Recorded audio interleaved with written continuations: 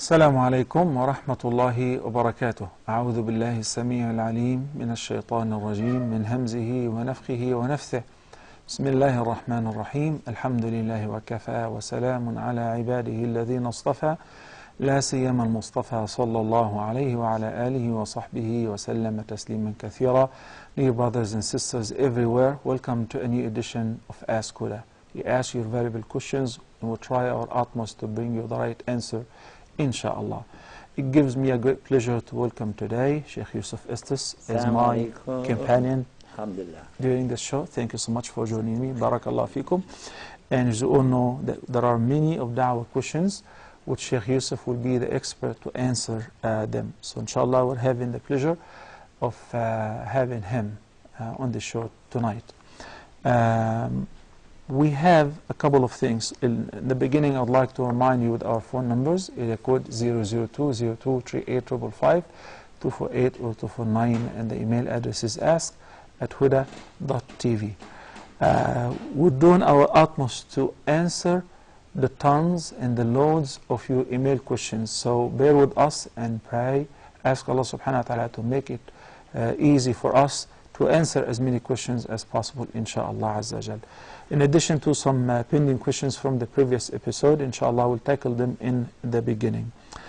Sheikh Yusuf, I guess this question which came last episode from Sister Shifat from Oman will be directed to you directly. How can you convince somebody about the existence of God? Can you imagine until now, there are some people who have a problem with the fact that there is a God, or God does exist, there is a creator. So how and what is the best way to bring to the attention that there is not only that there is God, but this God has to be one and unique, etc. The concept of Tawheed in Islam. Well, Jazakallah khair. Actually, I like the way you put the question, because you can't force anybody to be a Muslim, and you can't force people to believe something if they don't want to believe it. And the way you said, how can you present it? And that's our only job, is to present it. And what we should do in this case, if somebody's serious about this, they want to talk about it, is to just begin with something very simple. The things that we see in front of us every day, we have no problem accepting. Even though some of the things, we don't know how they came about, but we accept it. When we see an automobile go down the street, we say that's a Toyota. You and I were talking about cars today. There's a Toyota, there's a Volvo, look over here, there's a Chevrolet. But we've never been in the places where they make those things. We've never seen anybody make the cars. But we still know that they were made, and they were made by those people in those places. So as we can understand that, how about when we look to the universe and we see the patterns that are established very well throughout the entire universe, everything from the macro to the micro. When we look at the big picture, the planets, the stars, and so on, and everything in these uniform patterns, revolving, moving, and all sphere-shaped. Then when you look in the microscope at the molecules and so on, you find the same thing again. You see organization, you see things that are there that are impossible to have accidentally come about. As to what or who created all of that, that's another matter. But to prove there is exactly what's called intelligent design, this is something that scientists today, many have come around to say, well, at least I'll say there was something at some time that must have started it, because there's too much intelligence involved. Well, some people still argue, particularly those who claim to be scientists, because I believe if they are true scientists, they would definitely resort to the fact that there's got to be a manufacturer and a creator behind this magnificent creation, as you just described. They claim all of that happened as an accident. Whether the Big Bang or the Mother Nature created that. That concept flies in the face of someone who's a true scientist, because the scientist is supposed to clear the board when they begin and start with no information, and then with no prejudice, no preconceived notion or concept, you sit down and you begin to add the evidences to prove or disprove whatever theory you might have. And when you start out saying, well, I already don't want to believe in God, well, okay, then why are you even going to talk about it? Because this is no longer a scientific exploration. It's nothing more than a personal vendetta.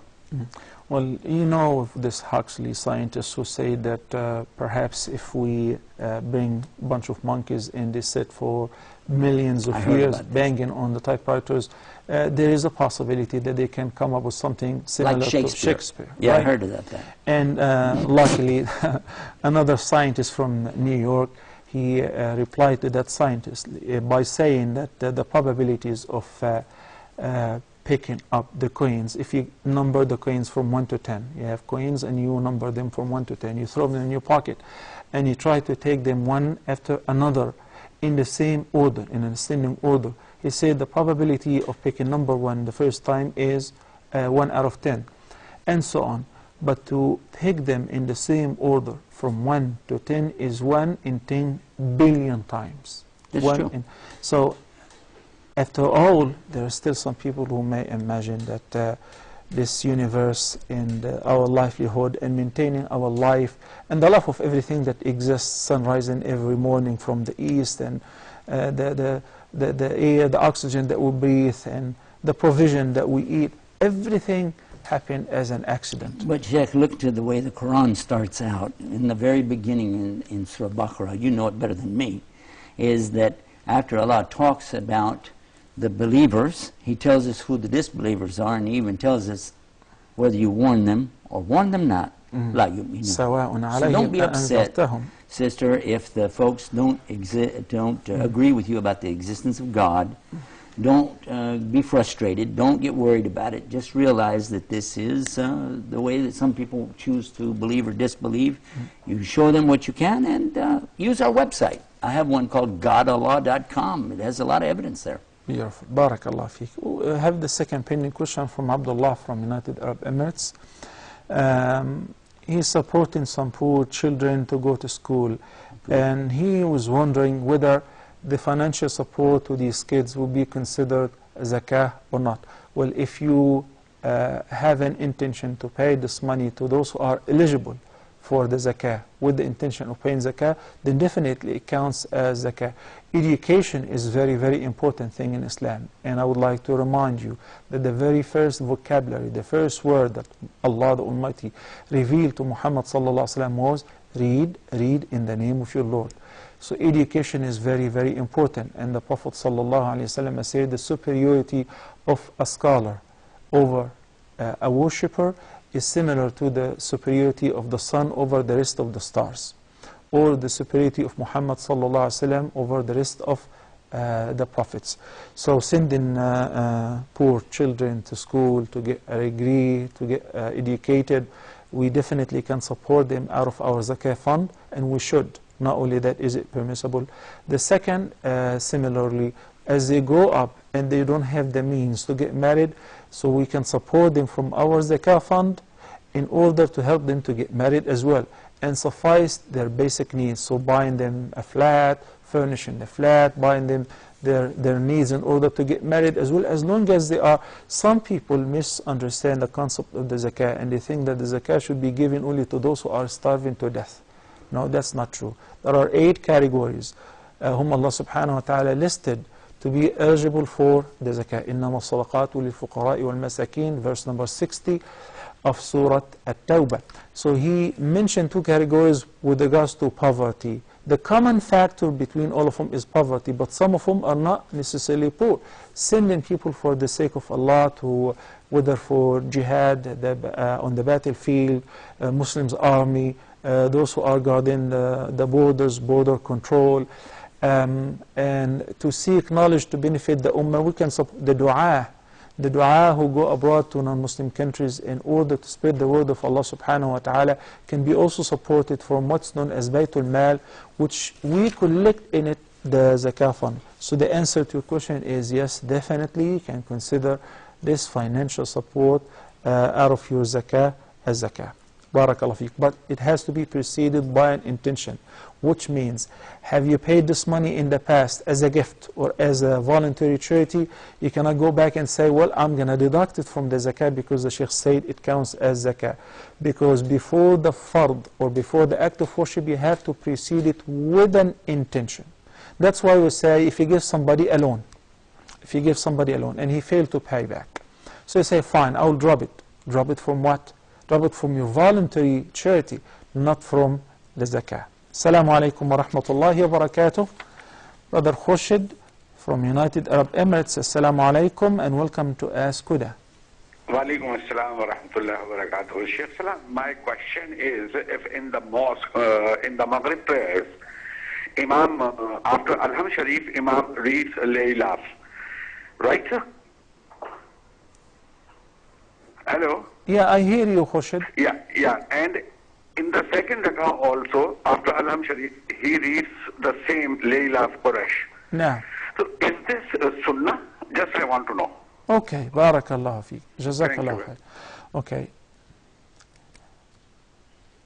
Brother Abu Amana from United Arab Emirates, Assalamu alaikum, welcome to Ask Huda.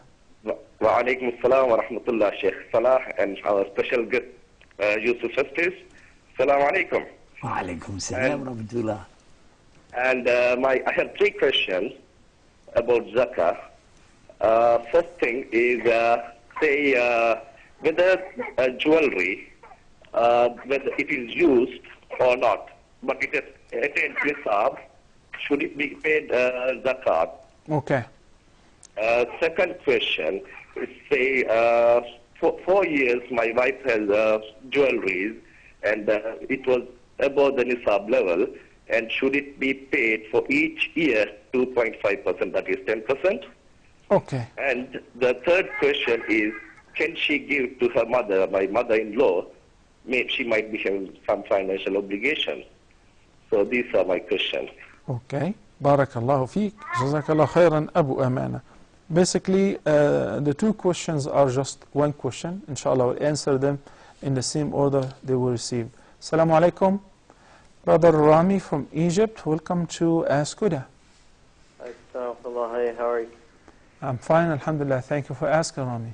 I just had a question about, well, I just recently started praying maybe a bit more than a year ago, and I'm 19 now. So I was just wondering, because I've already missed a lot of prayers before, so I was wondering if it's compulsory on me to not only pray my 5 a day, but also try to pray the prayers that I've missed before, to try to make up for all the prayers that I've missed. Okay. Because I was finding it kind of like demotivating for me, because like I'm trying to pray as much as possible and trying to pray Qiyam al-Layl and stuff like that, but I also feel like I need to pray those prayers that I've missed as well. So it's kind of like making a load on me. So like that's why I was kind of feeling like I don't know, I wasn't sure if I had to pray them or not. How long you were in praying? I've been praying all of my prayers for about a year and a half now. But before that you were not praying at all? No, I wasn't, no. Okay, Jazakallah khairan. I'm glad to hear that, alhamdulillah, Allah has guided you and you started praying. May Allah keep you steadfast on His straight path. Ameen. Ameen. Khurshid from United Arab Emirates reciting the same surah in the first and the second rak'ah is valid. But is it the sunnah? No, I cannot say it is the sunnah. The Prophet ﷺ used to recite different surahs. As we have several narrations. For instance, the Prophet ﷺ used to recite in the Nafl prayer, in the first rak'ah for Maghrib or Fajr, Surah Al-Kafirun, قُلْ يَا أَيُّهَا الْكَافِرُونَ, and in the second Surah Al-Ikhlas, قُلْ هُوَ اللَّهُ أَحَدٌ. And on Jumu'ah and Eid, Surah Al-A'la, then Surah Al-Ghashiyah, and so on. But if somebody recited the same surah, if this is the only surah he knows, or if he recited accidentally, that is fine. The salah is accepted, because reciting the surah after Al-Fatiha is mere sunnah. Barakallahu fikum. And it should not really be a point of conflict between you and the imam or the person who just led the prayer. Assalamu alaikum. Brother Irfan from the KSA. Irfan. Assalamu alaikum. Assalamu alaikum. And my son to Yusuf Estes also. I cannot hear you clearly. I'm sorry, Irfan. Assalamu alaikum. Sheikh, I'm having one salam. I'm having two questions, Sheikh. Go ahead, please.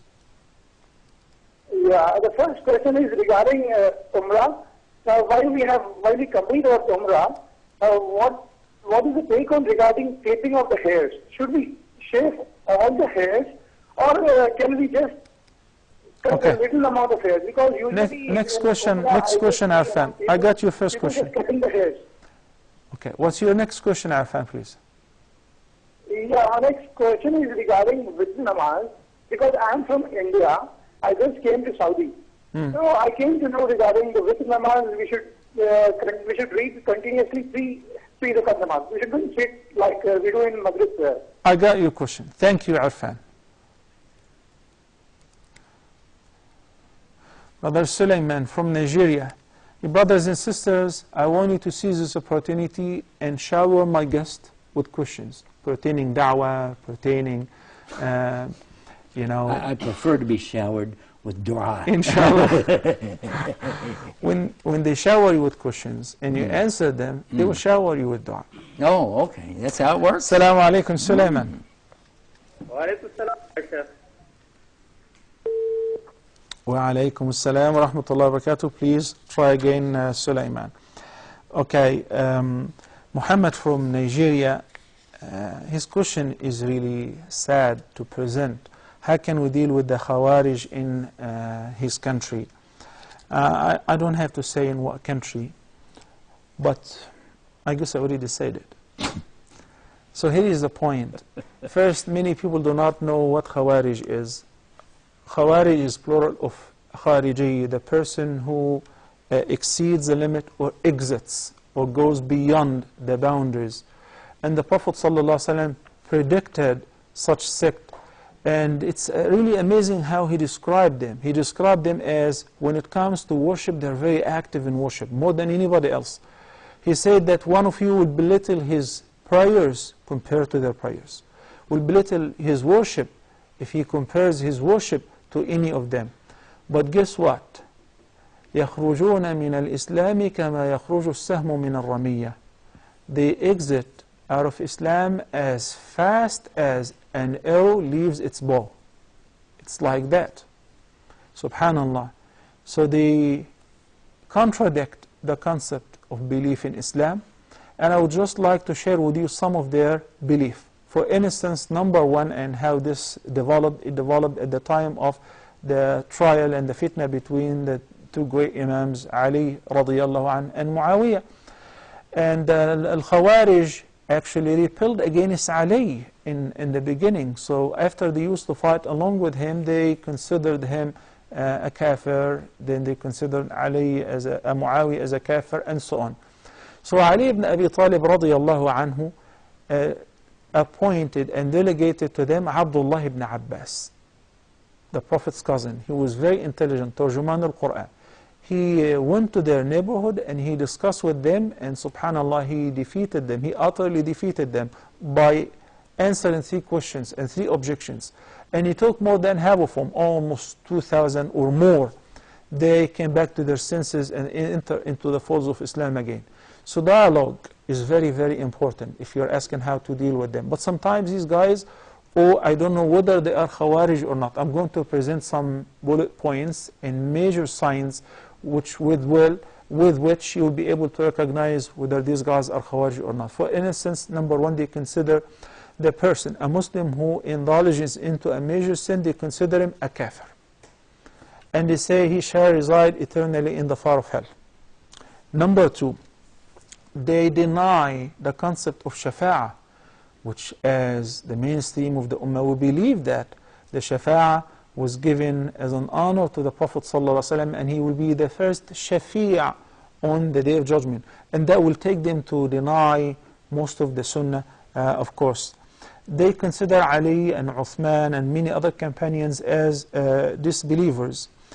When it comes to the concept of the hereafter, they deny that there will be something called Sirat on the back of Jahannam, and they deny this concept completely, as-Sirat, which will be over Jahannam. Also, they have a problem with many of the traits and attributes of Allah subhanahu wa ta'ala. So they deny them entirely, despite the fact that they have been stated and affirmed to Allah by Allah in the Quran. So when you look at that, you find it easy for them to judge others as kuffar. And they would believe that the only believers are they themselves. That's why they will not hang around with the Muslim Ummah. they will not pray in their masajid. They consider themselves as the absolute Muslims and everybody else is a kafir. So they would only pray with their leaders and so on. Assalamu alaikum wa rahmatullahi wa barakatuh. Farheen from United Arab Emirates. Assalamu alaikum. Wa alaikum assalam, Sheikh. I have one question. Please. Can we write Ayatul Kursi or any other verse of the Quran on a plate with zamzam and saffron and then drink it for seeking shifa? Yes, you may do that, and it is proven to be true, and it is very effective as well. This is one of the means of shifa from the evil eye, from the magical spells, and the hasad. Barakallahu feek. Jazakumullahu khayr. Brother Abu Abdullah from Nigeria. Assalamu alaikum. Assalamu alaikum. Wa alaikum salam. Please, my question is about a woman doing iqama in Fard Salat. Please, I want an explicit answer, please. Okay, there is no adhan nor iqama for women, whether they pray individually or in congregation. Okay? Sheikh Yusuf, last night, even though I was tied up with many things, somebody called me and said we have a disaster. A grown-up young man, mashallah, who is in the 4th year in engineering school. So it's just a couple more tests and he will be an official engineer. He decided he won't go to school anymore and he's not going to the final exam. Why? He said because studying these secular sciences is haram. Who told you this? I'm talking about this in idea? relation, it just crossed my mind in relation to what we're talking about, the Khawarij and their ideology and so on. So I said, okay, this is a situation which we cannot wait, bring him over. So we spent good 1 hour and this guy was so stubborn. Last night you did this? Last night. In between hospital runs? Yes, and he was so stubborn that he said, I heard from the scholar, I said, you name any scholar. So whenever he named a person, I said, fine, let me put him on the phone. He said, no, don't. This is what I understood and I'm not planning to change. You see the difference between somebody like these kind of Khawarij, whom Abdullah ibn Abbas argued with them, and he basically established the hujjah and the proof. They were fair enough to say, you're right, and we're coming with you. But the other guys were stubborn. What happened with An-Namrud, when Ibrahim, peace be upon him, the Pharaoh, when he argued with him and he said, my Lord brings the sun, gives life and death, and he said, I give life and death, etc. So Ibrahim a.s. said, my Lord brings the sun from the east. Can you bring it once from the west? You see what Allah subhanahu wa ta'ala said? فَبُهِتَ الَّذِي كَفَرَ. The weaker one, the disbeliever, which was An-Namrud, was utterly defeated. But did he give in? Did he say you're right? Did he believe? No. And that's why Allah humiliated him and He killed him with one of the worst means, by causing a fly to enter from his nose and settle in his brain, and they would beat him with their shoes so that he would feel better or would calm down. You said nose, I thought it was the ear. It doesn't matter, but the story Bad that enough. we were, yeah. What really matters is how much he was humiliated after he was a king. He claimed that he's God, but he could not save himself from a fly. This is in ayah 258 in Surah Baqarah. Correct. And you're right. That story, I've told it many times. Look how he put himself up so high to say, I give life and death, and Allah killed him with a tiny gnat inside of the eustachian tube. Yeah. What happened is, one of the arguments this young man who's ruining his life was arguing, he said that the professors do not teach deen. Rather, they sometimes say awful things about the Prophet, about Allah subhanahu wa ta'ala. I said, such what? Give me an example.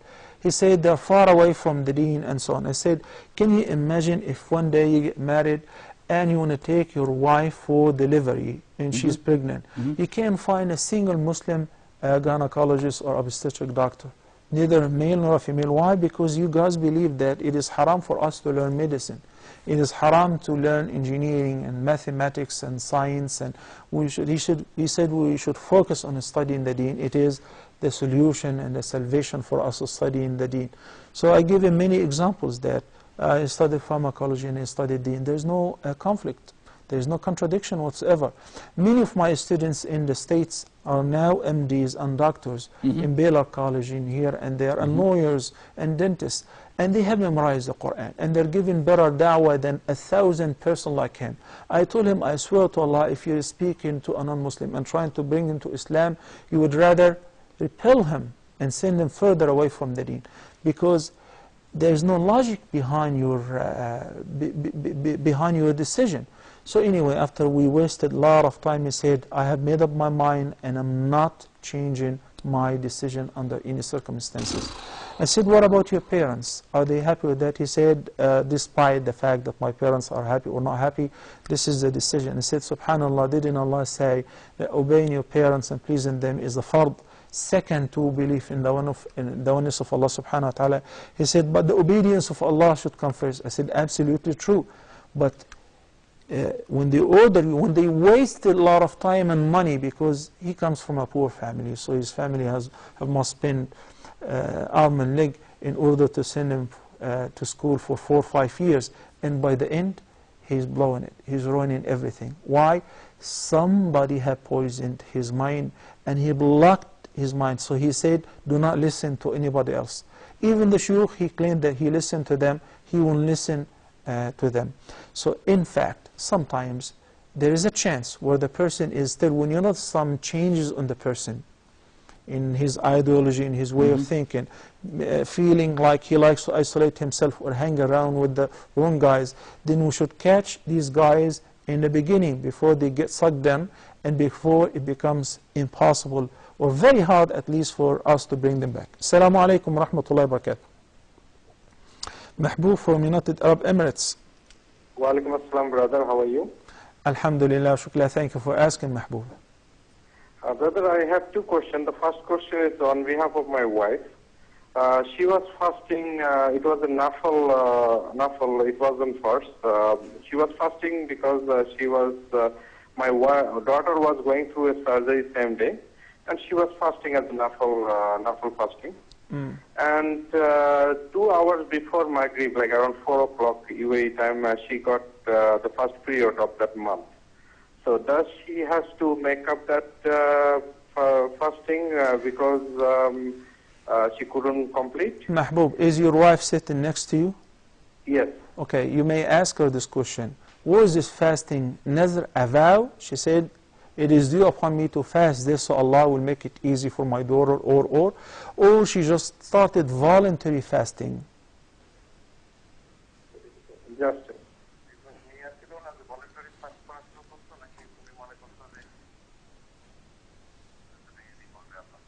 I assume that she's hearing me, but that's okay. Yeah, she was fasting to praying to Allah subhanahu wa ta'ala that it will be easy for my daughter. Okay, so since it was not preceded with an intention of nazr, the nafl prayer, if you started, the nafl fasting, if you started and you didn't get to finish it, you don't have to make it up. But it will be better because you started something for Allah subhanahu wa ta'ala. It will be better to make it up, but it is not mandatory to make it up if you fail to do it. Barakallah feek, Mahbub. Thank you so much. Brother Ismail from the KSA. Ismail. Assalamu alaikum wa rahmatullahi wa barakatuh. Wa alaikum assalam wa rahmatullahi wa barakatuh. Jazakumullah khairan. My question is on behalf of my wife. She wants to know, she knows that the extension of the hair with artificial material is not acceptable, is not permissible. But is it okay if the material you're adding is different in texture or in color from the hair, so you're not trying to be deceptive? Is that permissible? Did you get the last part of the question, Sheikh Yusuf? Okay. I didn't understand it. Ismail, I know that you said your wife, you're asking about wearing hair extension, and you know this is haram. What is the last part, the last segment of the question?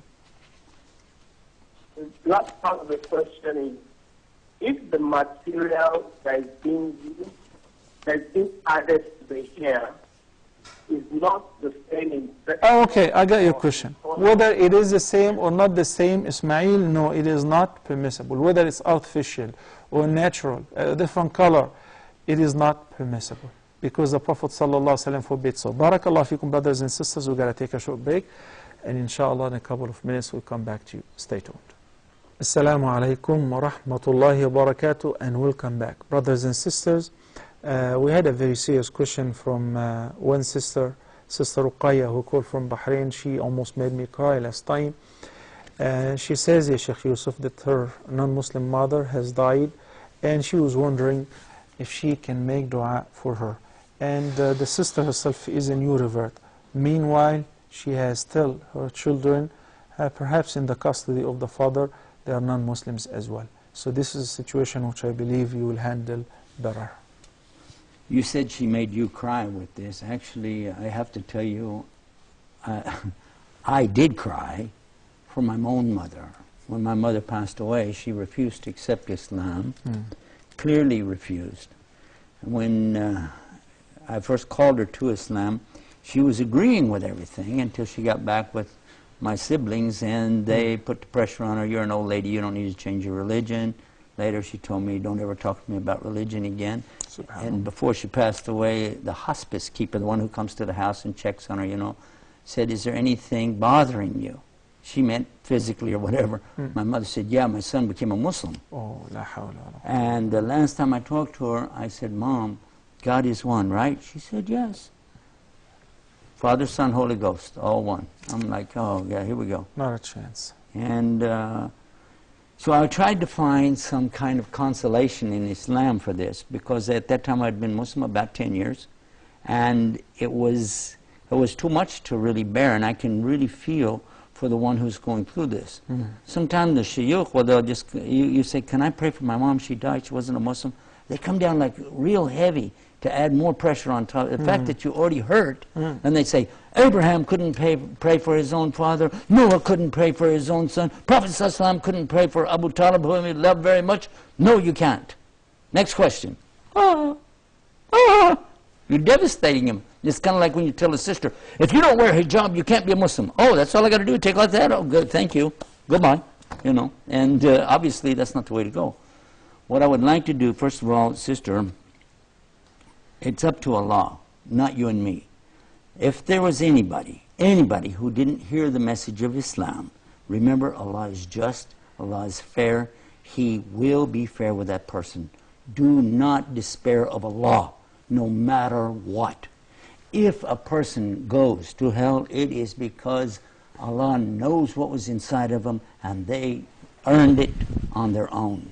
It's not from Allah. Second of all, if there's a weight of good in that person, they didn't know the message, didn't understand it, maybe some mental capacity that they don't have, remember, Allah is fair, Allah is just, and He will make you happy in the paradise.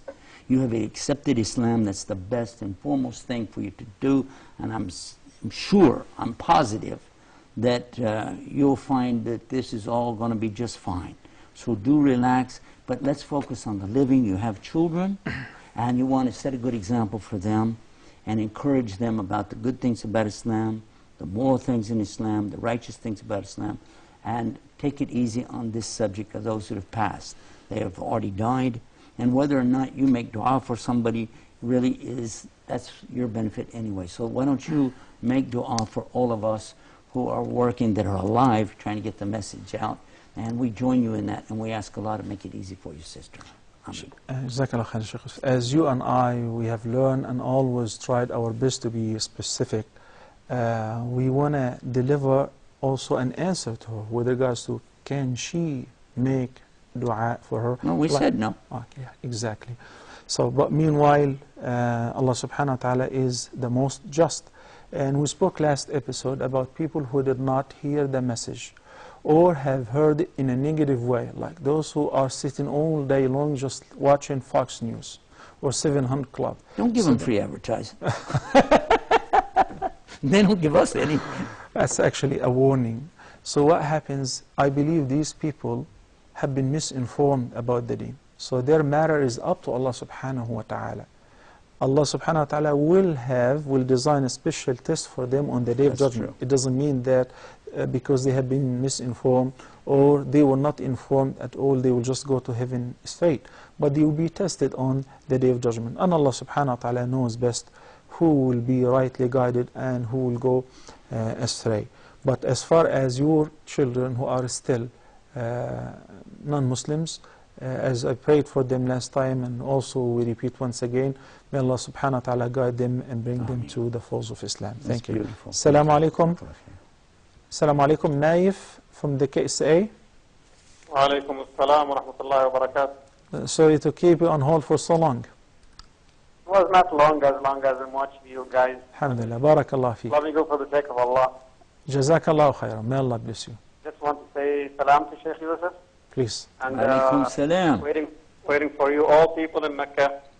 And may Allah reward you guys. This is Abu Zaid. Good programs. Jazakallah khair. Yeah, even like you are in the front of the camera, even those guys behind the cameras, those taking the calls. And just remember, the word of Allah, may Allah accept from everybody. Ameen. And may Allah give the reward for everybody. Even like sometimes we don't have this in mind. Just want to encourage these guys, brothers in Islam. Even the guy who pushed the chair, just put it in your mind. Inshallah, may Allah reward you. May Allah accept from you guys. And thank you very much for this time. Guess what, Naif? That's why they pushed the chair. Yeah. Yeah, actually, we do have a lot of brothers here right now, and they're so happy. They're all smiling really big because usually people forget to make dua for them. It takes about 20 to 30 people to put these things on. You don't realize 35 that. people. 35? Yeah. Well, that's a little bigger than our crew back home. But anyway, yeah, when you just see two of us or one of us sitting here, you don't realize how many people it takes to do this. Yeah. So, and many of them are working for free or almost free in the world. So make dua, Allah reward them in the next world. Ameen. Barakallah fi. Ameen. Assalamu alaikum. Safiya from United Arab Emirates. Assalamu alaikum. Walaikum assalam, Sheikh. I have one question for Sir Sheikh Yusuf Estes. Please. I want him to share with us a little bit of, how he keeps himself so cheerful at this age. And because, there are so many elderly people in my house, some of them are very, very sick. And they keep on praying, with the why doesn't Allah just call us and we want to end this life and things like that. So I just wanted you to share a bit of information, if you can, how to remain positive and cheerful at this age, especially if you're ailing and you're not. You're making him feel like he's pretty old. Yeah. It makes me feel like super old. Okay, well, first of all, you got a point. I was almost 50 years old when I came to Islam. And that's more than 21 years ago. So if you add it all up, I'm 21 years old. Because the Sahabi, they used to count their age from when they entered Islam. Alhamdulillah Rabbil Alameen. So actually, if you're old, you enter Islam and you become younger. Make sense? Absolutely. That's better than the fountain of youth. And it gets even better. And then if you live even older and you die, listen to what the Prophet ﷺ said. Yeah. There was a lady, an old lady, and she said something to him about the Jannah, and he said, oh, you didn't know there won't be any old ladies in the Jannah. And he went on, and when he came back, she's crying. He said, what's the matter? She said, you said, oh, there'll be no old ladies in the Jannah. He said, yeah, you're going to be young. So? Yeah, age 33, mashallah. So? Anybody's old, they need to be a Muslim. They'll be young again, here and in the hereafter. Barakallah fi. Assalamu alaikum. We have Bello from Nigeria. Assalamu alaikum, Bello. Walaikum assalam, Sheikh. How are you today? I'm fine, alhamdulillah. Thank you for asking. I just have one question for Sheikh Estes, inshallah. Please. Yes, one question for Yusuf Estes, inshallah. Yalla, go ahead. Please.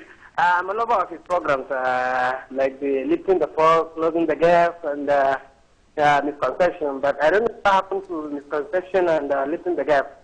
We're not in them again. It's only misconception for now. So I'm just throwing the question to check. I don't know maybe whether the program is coming back or it has gone for good. What is the question then? Well, my question is what happened to his programs? I'm a lover of his programs. Closing the gap, misconception, and lifting the fork. Oh, he knows the programs better than I do. I think the only one you left out was the Way of the Muslim or something, but that wasn't really the controversial. The controversial questions that come up every day, Muslims, all of us were dealing with them. So Huda has put together a program, and I'm not supposed to tell anybody about it because it's top secret, so I'm not going to tell you. It's called Face Islam, and it's coming out. Oh, did I slip? Yeah, it's a big one coming out. Hundreds, if not tens, of great programs dealing with this called Face Islam. They'll put up a website for this thing. It's going to be amazing, inshallah. But remember, don't tell anybody. Like Facebook, for instance, and Twitter. Sister Naima from Nigeria had a question. She said that she divorced her husband because he was not praying at all, and he refuses to pray. And she's now in charge of raising her children from her own expenses. Does she still have to pay zakah? Well, if you have some money which is zakatable, which reached the nisab, the minimum threshold, or exceeds it, and you maintain it for a whole lunar year, the Islamic year, Islamic calendar, then you should pay zakah, even if this wealth belongs to orphans, because as long as the money is sitting there, there is zakah on it. So yes, and meanwhile, if you're not capable to support them financially, guess what? You will be eligible to be supported to raise your children from the zakah of those who can afford it. Barakallah fiki. But you can't give zakat to yourself. Of course not. Well, no, in Islam, you can get, a lady can give zakat to her poor husband. Yeah, but not to herself. But not to herself. Yeah. Assalamu alaikum. Brother Kamal from the KSA. Yes. Sheikh Dr. Salah. Yeah. Speaking. I just want to, I am basically from India. At present, I am working in Saudi Arabia. I want to know what should I do with the amount of money that I have in the bank, with interest money. With interest? Yes. Is this in Saudi or in India? No, in India. In India. Can I give it to any poor relative who has no There are no Islamic banks there. Are there any? No. No, okay. Okay. This money simply do not leave it to the bank. You can collect it, give it to an orphanage, give it to a school, to a hospital, give it to poor people, but it should not be invested in building or maintaining the masajid. This is a very important question. How can we recognize that the jinn is possessing a person, and how can we cure the person? As far as the cure, we'll speak a little bit about exorcism in Islam versus exorcism in Christianity and other religions. That would be best if you address this. But now there are certain features or symptoms that if the person is physiologically fit, like you go to the doctor, you say you don't have a problem with your pulmonary system, you don't have a problem with your digestive system, but you always have sickness, stomachic, or you always cough. So all the exams and physical tests, everything is negative. But in this case, we look into other symptoms, which could be simply due to being possessed by the jinn. Somebody who has severe headache or migraine constantly without a problem. If the person cannot tolerate hearing the adhan or listening to the Quran, and he was not like that before, then this is as a result of being possessed by the shaitan or due to a magical spell or an evil eye, and so on. We'll speak about the remedy, inshaAllah Azza Jal.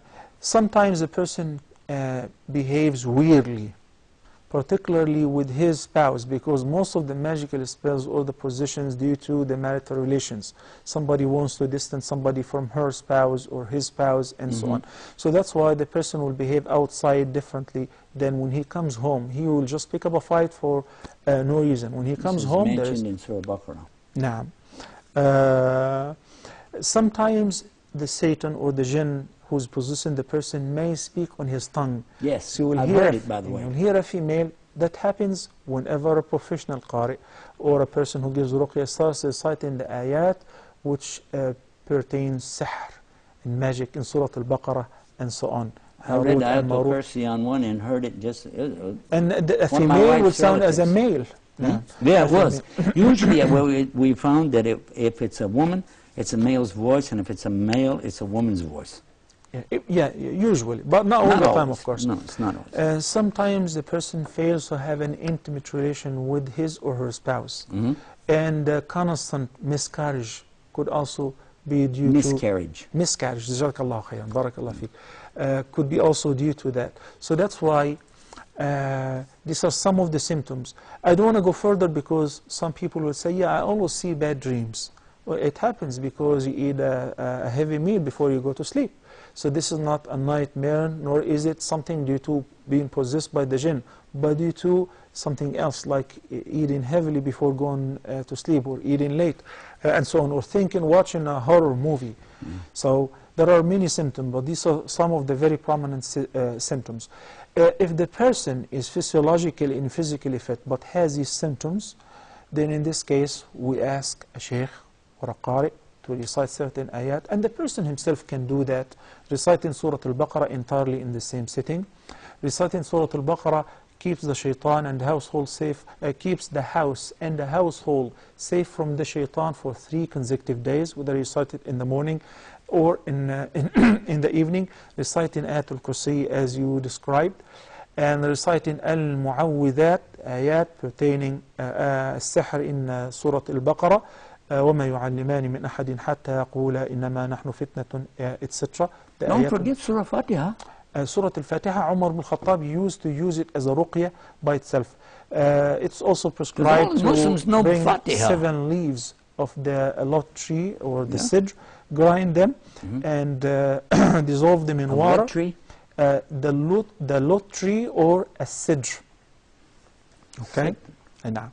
And you can find them at certain places who sell herbs.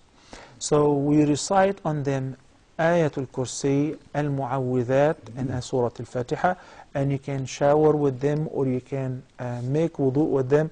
Can you put them in the bathtub? Yes, and you can sit in that too as well. That will help you a lot, inshaAllah. You mentioned something earlier about exorcism. Yeah, but they ask about putting something in the bowl. The sister asked about... No, the sister was saying that, can I recite Quran or center water and drink it? She said Zamzam water. I said yes, because it can be water. I thought she said, can we write something down and put it in there? That can be done if it is written by saffron, not by ink, of course, because it is not. It's poisonous, and you soak the water itself in. But you can actually write out something in Arabic and put it in there? Quran. Not anything. I wanted you to say that. Unfortunately, we don't have time to speak about exorcism, but hopefully, inshallah, we'll begin with that next episode. And until then, brothers and sisters, I leave you in the care of Allah subhanahu wa ta'ala. I should not forget to thank Sheikh Yusuf. Thank you so much for joining us. And you brothers and sisters, Barakallahu feekum. May Allah bless you all. Wassalamu alaikum wa rahmatullahi wa barakatuh.